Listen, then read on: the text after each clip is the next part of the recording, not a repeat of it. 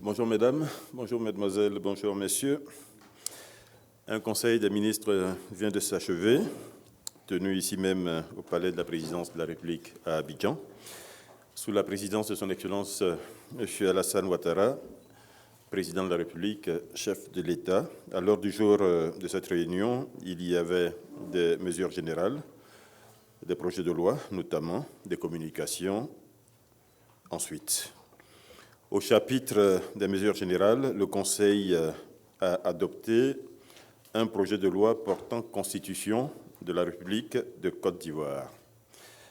Je dois préciser qu'aujourd'hui, il va être difficile, compte tenu de l'heure avancée et compte tenu surtout du fait qu'il faut donner la primeur du contenu de cet avant-projet de constitution à l'Assemblée nationale. Il va être difficile d'entrer dans le détail de ce texte. Nous pourrions éventuellement parler du contexte dans lequel cette constitution est proposée, répondre à quelques questions si vous le souhaitez, mais la proposition est faite au garde-sceaux une fois que l'Assemblée nationale aura été formellement saisie et qu'elle aura travaillé sur cet avant-projet. Il est proposé donc que le garde-sceaux ait un échange avec l'ensemble de la presse, un échange plus approfondi sur chacun des articles, alinéas et titres de cet avant-projet de constitution. Juste de rappeler que notre première constitution, celle de la Première République, date du 3 novembre 1960.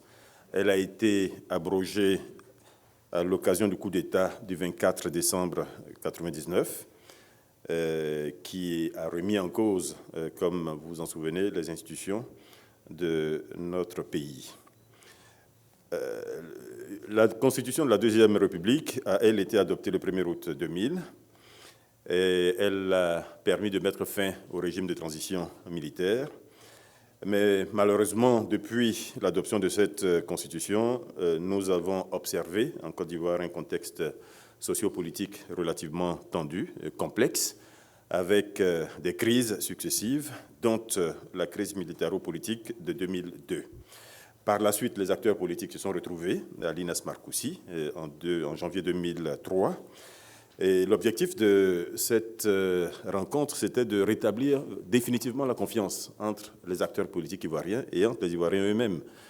C'était de permettre de sortir définitivement de la crise dans laquelle notre pays était englué. Et pour cela, tous les acteurs sont tombés d'accord sur au moins une chose, c'est réformer la Constitution, faire en sorte qu'il y ait une nouvelle Constitution. Il faut dire que cette décision qui a été prise par les acteurs politiques ivoiriens a par la suite été entérinée par le Conseil de sécurité, par une résolution 1464 du 4 février 2003, donc qui a rendu en quelque sorte exécutoire cette décision prise par les acteurs politiques ivoiriens, et décision qui continue aujourd'hui encore de s'imposer aux acteurs politiques. Malheureusement, la décennie 2010 n'a pas permis de traiter définitivement cette question, donc d'aller vers une nouvelle constitution. Et le président Ouattara avait fait la promesse déjà en 2010, pour l'élection présidentielle de 2010, de réformer la Constitution. Évidemment, ça n'a pas été une priorité au cours de son premier mandat pour diverses raisons que vous savez. Les priorités étaient forcément ailleurs. Donc, entamant ce deuxième mandat, il est apparu pertinent pour le président de la République d'engager le débat dès à présent pour aller vers une nouvelle constitution en Côte d'Ivoire. Donc voilà un peu le contexte dans lequel cette constitution se met en place. L'idée, c'est vraiment d'effacer la page sombre de la décennie 2010, d'effacer du souvenir des Ivoiriens tout ce qui a mené à ces crises, ces 3000 morts, etc., cette situation extrêmement difficile dans le pays, aussi bien au niveau de la cohésion sociale qu'au niveau de l'économie Tout a été fragilisé, comme vous le savez, au cours de cette décennie. Et aujourd'hui, l'idée, c'est de mettre tout cela derrière nous et d'avoir un nouveau contrat social qui est plus engageant pour l'ensemble des Ivoiriens, dans lequel chaque Ivoirien se retrouve, un contrat social qui est plus neutre dans sa présentation, contrat social qui est plus équilibré, qui est plus clair, qui est plus souple, qui est plus impersonnel et qui permet, de ce fait, de rassembler tous les Ivoiriens. L'objectif, c'est vraiment cela. Il n'y a pas une seule régression. Quand vous aurez le texte en main, vous pourrez vous-même vous en rendre compte. Il n'y a pas une seule régression par rapport à la Constitution précédente. Bien au contraire, au plan des libertés, au plan des droits des citoyens, etc. On voit bien que tout a été mis en œuvre pour que les choses soient en évolution.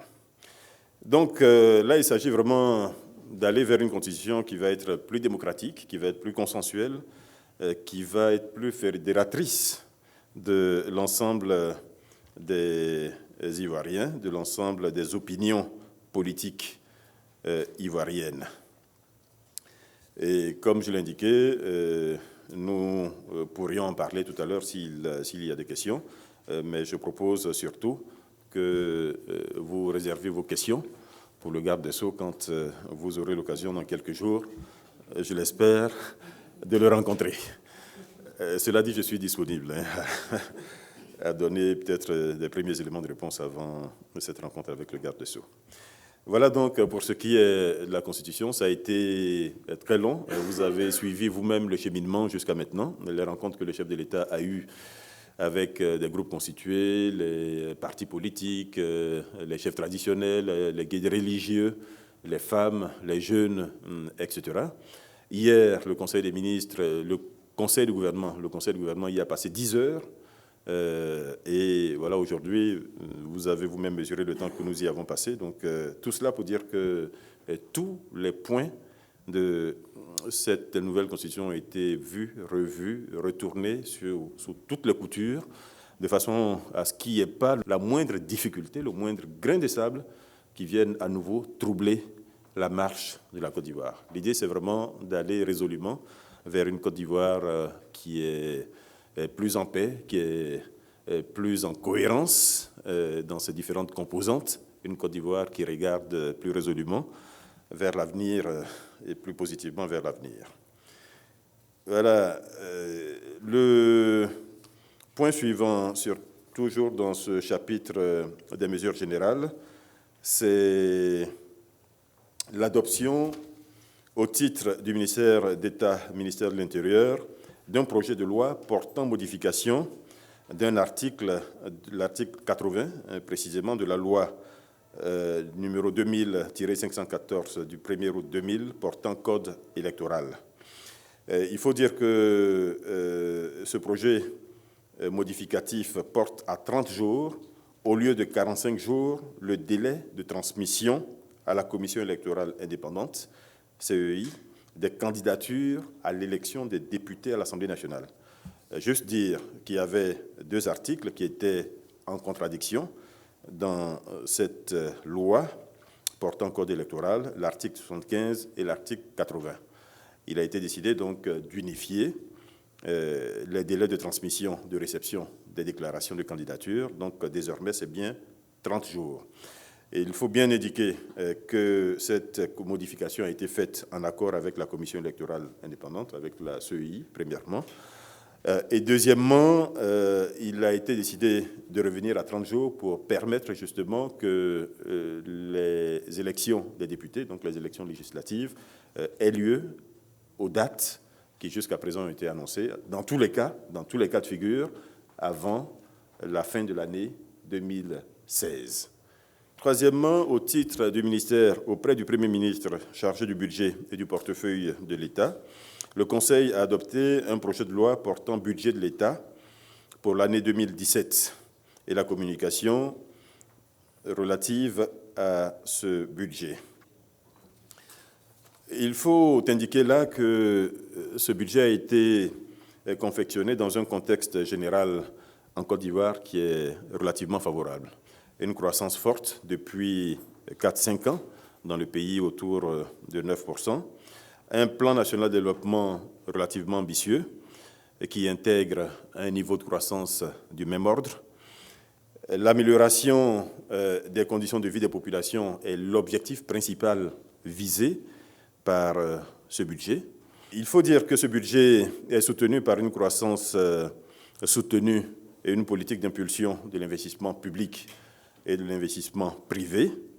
Le taux d'investissement pour ce budget 2016 sera de l'ordre de 20% du PIB, là où ce taux pour la période 2011-2015 était en moyenne de 9%. Donc l'investissement a été doublé dans le budget 2017, ce qui est un indicateur, j'allais dire, extrêmement favorable. L'objectif, c'est évidemment de continuer à effacer les traces de la longue crise que notre pays a connue, mais c'est également mettre à la disposition des populations de plus en plus d'infrastructures, de commodités, de plus en plus de facilités dans leur vie de tous les jours, pouvoir se déplacer plus facilement, pouvoir s'éclairer, avoir accès à l'eau potable, avoir accès à une école, un centre de santé, etc., etc. Le taux de croissance projeté en 2017 est de 8,9% du PIB. On voit que pratiquement tous les secteurs croissent. Le secteur tertiaire est prévu en croissance de 12,5%, le secondaire, c'est-à-dire l'énergie, les BTP, l'industrie, etc., de 8,9%. Et nous notons au niveau du secteur primaire une augmentation de 6,1%, augmentation qui vient à la fois de l'agriculture vivrière et des produits d'exportation, donc café, cacao. Le solde commercial des échanges extérieurs reste positif, à 3,9% du PIB.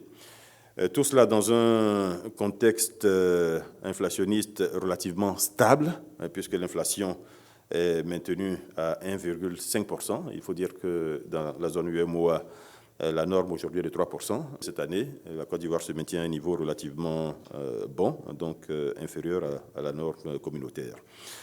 La demande continue de croître, plus 14% en 2017, contre 8% en 2016.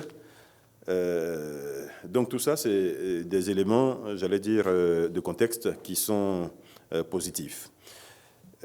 Donc tout cela nous amène à vous informer que le budget 2017 s'équilibrera en ressources et en charges à 6 501,4 milliards de francs CFA, en augmentation de 688 milliards de francs CFA par rapport au budget initial 2016, ce qui représente une augmentation de près de 12%, 11,8% exactement. Pour ceux qui sont observateurs, vous noterez que le budget a quasiment doublé entre 2012 et 2016, ce qui est là aussi une réelle prouesse. Regardez autour de vous les budgets des États et vous verrez que là, notre pays se distingue très positivement sur ce critère-là. Juste quelques éléments dans la décomposition de ce budget. Au niveau des ressources, indiquer que les ressources intérieures sont prévues à 5 248 milliards de francs CFA, dont 3 345 milliards de francs CFA de recettes fiscales, 134,7 milliards de recettes non fiscales, 1 227 milliards de francs CFA de titres publics et d'émissions, etc. Et ce budget intègre 1 252 milliards de francs CFA de ressources externes. Au niveau des dépenses, la décomposition donne grosso modo donc un service de la dette qui va se lever à 1 418 milliards de francs CFA, 849 milliards pour la dette intérieure et 569 milliards de francs CFA pour la dette extérieure. Les dépenses ordinaires s'élèvent à 2 616 milliards de francs CFA. Et il faut indiquer que ces dépenses extérieures aujourd'hui représentent 12%, seulement 12% du montant des ressources, alors qu'il y a quelques années, ces dépenses excédaient les 20%. Il faut dire que ces dépenses entre 2015 et 2016 croissent seulement de 6%, là où, comme je vous l'ai indiqué tout à l'heure, les ressources croissent du double, c'est-à-dire de 12%. Donc tout cela dénote une bonne maîtrise des dépenses. Dans ce chapitre des dépenses, il est bon d'indiquer qu'il y a pratiquement un tiers des dépenses qui sont affectées à l'investissement. C'est là aussi très important. Aujourd'hui, 17,1% du budget donc, est affecté à l'investissement, soit 1924,7 milliards de francs CFA. Dernière précision dans la présentation de ce budget, c'est les dépenses pro-pauvres qui, elles aussi, sont en augmentation. Donc, c'est toutes ces dépenses dont l'objectif ou le but est de faciliter la vie aux populations, simplifier la vie aux populations, améliorer les conditions de vie des populations au niveau de la santé, des infrastructures, des affaires sociales, l'agriculture, etc. Ces dépenses s'élèveront dans le budget 2017 à 2216 milliards de francs CFA contre 1998 en 2016. Voilà, grosso modo, donc, la présentation que nous pouvons faire du budget 2017. Il a été suggéré au ministre en charge du budget donc de vous rencontrer là aussi pour avoir un échange plus approfondi sur ce budget, ce qui devrait se faire dans les prochains jours, ou prochaines semaines ou plus tard. Juste parce que la question peut être posée tout à l'heure pour éviter de prendre le temps pour cela, indiquer que le taux de pression fiscale est estimé donc, dans ce budget 2017 à 16,8%. Donc là, plutôt stabilisation. Et le déficit budgétaire est prévu aux environs de 3,4% du PIB, alors qu'il était de 3,8%, il sera de 3,8% en 2016. Voilà donc pour ce qui concerne le budget 2017. Nous passons au chapitre de communication. La première communication est relative à la mission conduite par le Premier ministre au Forum Les Rencontres Africa 2016, organisé à Paris en France du 22 au 23 septembre 2016. Ce forum a réuni près de 2000 entreprises, une centaine de personnalités africaines, autour d'un thème, entreprendre pour la croissance. Évidemment, cela a permis des échanges avec les parties françaises et les participants africains. Ça a permis d'échanger notamment sur les conditions de création, d'intensification de la coopération au plan industriel, économique et technologique et de valoriser le savoir-faire. En marge de ce forum, le Premier ministre a eu diverses rencontres avec notamment le mouvement des entreprises de France, donc le MEDEF, et a accordé de nombreuses audiences à des décideurs publics et des chefs d'entreprise. Au titre du ministère des Affaires étrangères, le Conseil a adopté une communication relative à la 71e session de l'Assemblée générale des Nations unies. Le président de la République y a pris part à la tête d'une importante délégation. À cette occasion, le président de la République a fait une importante déclaration à la tribune des Nations unies, appelant la communauté internationale à accélérer le rythme de la transformation de nos sociétés, de façon à offrir davantage d'opportunités et de faciliter aux populations, notamment aux populations les plus vulnérables. Le président de la République a également exhorté la communauté internationale à se mobiliser plus fortement et à s'engager plus fortement contre les changements climatiques et contre le terrorisme. Le président de la République a, à cette occasion, à l'occasion donc de cette Assemblée générale, annoncé officiellement la candidature de la Côte d'Ivoire pour un siège non permanent au Conseil de sécurité des Nations unies pour la période 2018-2019. Évidemment, il a invité l'ensemble des États membres de l'ONU à soutenir cette candidature, à soutenir cette volonté de la Côte d'Ivoire de contribuer, comme elle l'a toujours fait, activement à l'édification d'un monde de paix, d'un monde de stabilité et de sécurité. En marge de ces travaux, le président a rencontré là aussi un grand nombre de personnalités du monde politique et du monde économique. Toujours au titre du ministère des Affaires étrangères, et cela a un lien avec la communication précédente, le Conseil a adopté une communication relative à la cérémonie officielle de lancement de la campagne pour l'élection de la Côte d'Ivoire à un siège de membres non permanents du Conseil de sécurité de l'Organisation des Nations Unies, ainsi qu'à l'inauguration des locaux réhabilités du bloc ministériel. Donc, sans rappeler les motivations de cette candidature, juste dire que le président de la République procédera donc officiellement au lancement de cette campagne de promotion de la candidature ivoirienne à l'occasion d'une cérémonie qui aura lieu le 7 octobre 2016. Cette cérémonie sera combinée avec celle de l'inauguration des bâtiments du bloc ministériel récemment réhabilités. Cela permettra de situer les populations et les décideurs sur les enjeux et les avantages de la candidature et de la présence de la Côte d'Ivoire au Conseil de sécurité. Dernière communication importante, elle est relative à la fixation du prix de la campagne 2016-2017 du cacao, ainsi qu'à l'ouverture officielle de cette campagne. Juste indiquer qu'en ce qui concerne la production en 2016, la production ivoirienne a baissé. Elle est grosso modo passée de 1 791 000 tonnes pour la même période 2014-2015 à 1 565 000 tonnes pour la campagne 2015-2016. C'est une baisse de 12%.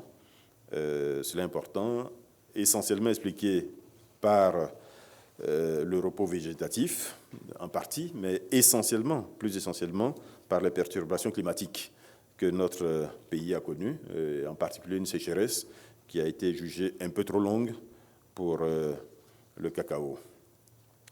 Toutefois, il ressort que les prix ou les revenus des paysans ont continué de croître, puisque vous savez que le prix était établi à 1 000 francs CFA pour la campagne 2015-2016. Cela a permis aux paysans de disposer d'un revenu brut sur cette campagne de 1 565 milliards de francs CFA.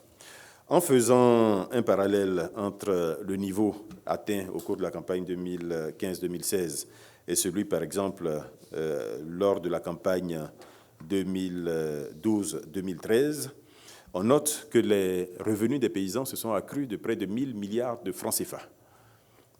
Il suffit de prendre la production en 2012-2013, multipliée par le prix d'achat Borchamp à cette date-là, et de prendre les mêmes éléments en 2015-2016, et vous notez donc un accroissement qui est supérieur à 900 milliards de francs CFA.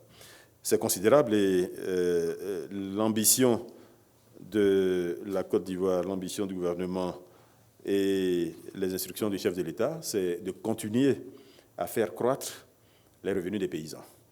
Continuer à faire croître les revenus des paysans essentiellement pour permettre justement que leurs conditions de vie continuent de s'améliorer. Cela a été fait pratiquement sur les 5 dernières années. Donc, d'année en année, ces revenus se sont accrus. Les prix fixés ont continué de croître. Et au vu de cet environnement que je viens de décrire, le Conseil des ministres a approuvé le barème présenté par le ministre de l'Agriculture et du Développement rural et a approuvé un prix garanti de 1 100 francs CFA par kilo aux producteurs pour la campagne principale 2016-2017. Le Conseil a instruit le Conseil du café-cacao à l'effet de prendre toutes les dispositions opérationnelles, y compris les sanctions appropriées pour le respect strict de ce prix, fixé donc de 1 100 francs CFA par kilo aux producteurs. Et le Conseil fixe à la date du 1er octobre 2016 l'ouverture de la campagne principale 2016-2017. Donc, bonne nouvelle, nous le pensons, pour nos parents paysans, en particulier ici pour les producteurs de cacao. Voilà, mesdames, messieurs, les principaux points débattus ce matin au Conseil des ministres. Je me tiens à votre disposition pour prendre des questions, évidemment, s'il y en a. Bonjour, monsieur le ministre. Je suis Baudelaire Mieux de l'agence Bloomberg et du magazine Jeune Afrique. Ma question aura attrait, dans mes questions, l'une portera sur le budget. Je voulais savoir la fourchette, disons le chiffre de 3,8 que vous donnez pour l'année 2016, pardon. Est-ce qu'il est... La fourchette 2 ? Non, je ne dis pas de la fourchette, je dis les chiffres Oui. de 3,8. Oui, mais relatif à quoi? J'ai dit beaucoup de choses. Non, je parle du budget, le déficit. Ah, oui, voilà. Je parle du déficit budgétaire, voilà, de okay. 3,8 en 2016. Je voudrais savoir si c'est un chiffre fixe ou il y a une fourchette, c'est-à-dire entre 3,8 et 4, ou c'est un chiffre fixe à 3,8. Aucune personne sérieuse ne vous dira, pour une prévision, que c'est un chiffre fixe. Il s'agit d'une prévision puisque nous sommes encore en 2016. Voilà. Donc l'ambition, c'est d'être à 3,8 en fin d'année. Le projet de budget. Oui. Voilà, je voudrais savoir à quel moment il sera transmis devant le Parlement. Quel est le calendrier? Dès l'approbation par le Conseil des ministres, ce qui a été fait aujourd'hui, il est transmis au Parlement. Et donc le Parlement devrait y travailler donc, dès l'ouverture de la session ordinaire 2016. Donc a priori, dans les prochaines semaines, le Parlement va y travailler. Et évidemment, le budget il commence à s'appliquer le 1er janvier 2017. Ma question est relative à la Constitution. La nouvelle Constitution, monsieur le ministre. Non, je parle de la nouvelle Constitution, monsieur. Le référendum, la date a été annoncée, vous l'avez annoncé il n'y a pas longtemps. Moi, ma question est de savoir, quand cette Constitution sera votée, elle rentrera en vigueur. À partir de ce moment, comment se fera le choix du vice-président et des sénateurs? Le texte qui est aujourd'hui au stade d'avant-projet de loi, ce texte intègre des dispositions transitoires. Autrement dit, le texte qui va être voté commencera à s'appliquer complètement à partir de 2020. Mais évidemment, entre maintenant et 2020, certains points, ceux qui ont besoin que des décisions soient prises, ces points-là donc feront l'objet de décisions particulières qui figurent dans ces dispositions transitoires. Votre question n'ayant pas été plus précise, je m'arrêterai donc là. Est-ce que malgré tout, vous pouvez nous donner les principaux points de cette Constitution? C'est bien de donner la primeur aux députés, mais ce ne sont que les élus du peuple, et le peuple peut-être peut savoir aussi. Et une petite question sur le timing. On parlait d'un référendum fin octobre et nous sommes déjà fin septembre.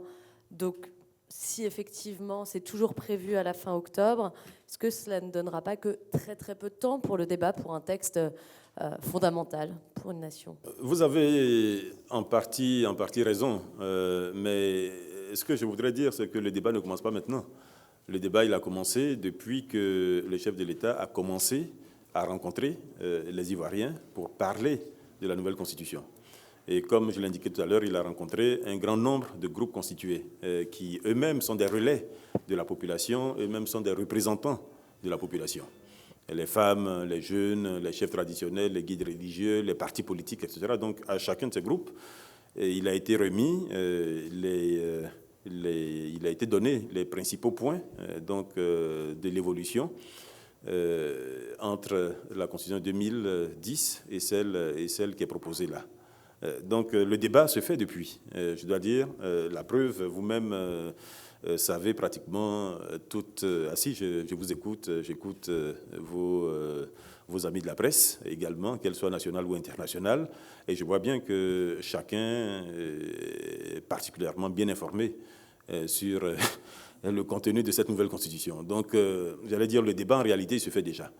Cela dit, une fois que l'Assemblée nationale aura été saisie officiellement, j'ai omis d'ailleurs d'indiquer, le chef de l'État fera lui-même une déclaration solennelle à l'ouverture de la prochaine session ordinaire de l'Assemblée nationale.